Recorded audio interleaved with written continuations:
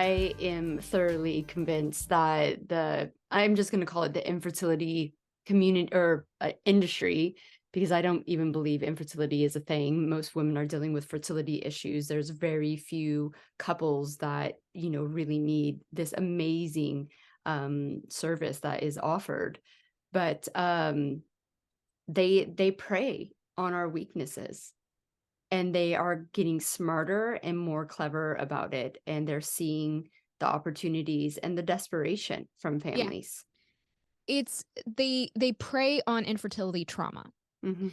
And I think that there's a few issues with that. One, I think that societally we need to take infertility trauma way more seriously. Way more. Be- and the lack of empathy that exists for infertility trauma still to this day is still disgusting. I mean, I see it in my comment section all the time where people are like, fuck infertility trauma. Like, I don't give a shit about you. Just go deal with it. And I'm like, one, you just made the problem 10 times worse. Yeah. You just made the problem 10 times worse. That is, I get very, very angry at that kind of behavior. I mean, I will always put the donor conceived person's rights before anything else. Absolutely. But I have a lot of compassion for people who are going through infertility. My mom obviously went through infertility, and she talked to me very kindly and sweetly about her struggles, and I could hear the pain in her voice, Yeah. and I could understand that. And I've talked to people who have gone through infertility for so many years, and this is a very real trauma, and it's a very real pain, and I do not like how brash and coarse we are with people with that.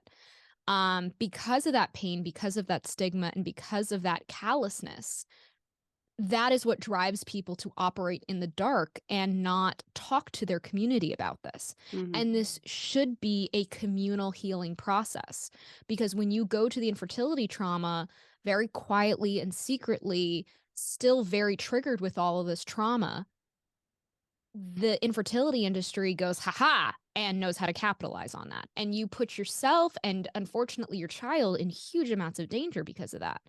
And it is something that I keep preaching, that it's like we have to be showing, if we want to change the industry, we have to start treating infertility trauma with significantly more empathy. That is a huge piece of this. Huge piece Yeah. of it. I mean, more than half of my clients now, when we start, it's actually helping them heal through the IVF trauma that they've been through. Yeah. Because when you are dealing with either women or male fertility issues, it's the woman who has to go through the treatments, right? So let's say the woman is healthy enough, but we need a sperm donor. It's still the woman that has to go through all of that Mhm. treatment. And what, like, just like you were saying, we don't talk about it enough, and the clinics do not give the support that this is No, actually really traumatic on your body, physically, mentally, and emotionally. absolutely it is. And there's no support. And for me, on a health and wellness point of view too, is that a lot of these women, let's say, um, it's either their issue or there's a combination of issue, their bodies aren't healthy enough to go through the treatment. So the treatment actually makes them worse off than they were before, because they didn't have the knowledge to be like, hey, whether I choose to use this treatment or not, I need to get my body to a certain state to even handle walking around like my ovaries are the size of fucking grapefruits, because that's basically what IVF does to you. Yes. Yeah. I mean, it's huge. It is going through IVF it's an incredibly invasive procedure. Mhm. It's incredibly invasive.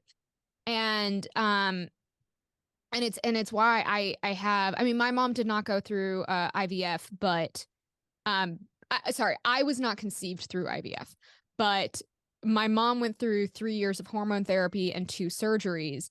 And I mean, and this was in the 80s. So this was like Mm. 80s fertility drugs. Right. And I feel like she talks about the pain, and it's Yeah. just like physically the pain that she went through. And I'm like, "Oh, I'm so Yeah. sorry." And I do joke because I'm like, I know my parents spent so much money to have me, and I joke Mhm. that it's like I'm slowly making all of that money back through joking about the whole process in my stand up.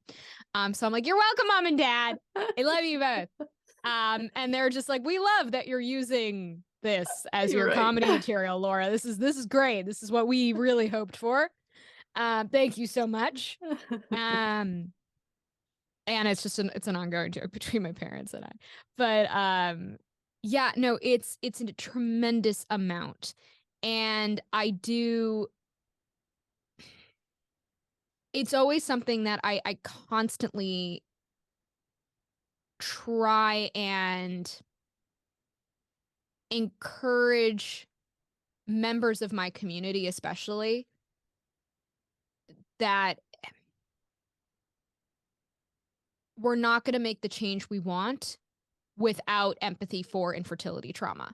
And that Mm, isn't, and now again, and I say this, my allegiance and alliance will always be to donor conceived people. It will always be that way. But to me, in my opinion and in my perspective, we will protect our community better if we have empathy for infertility trauma.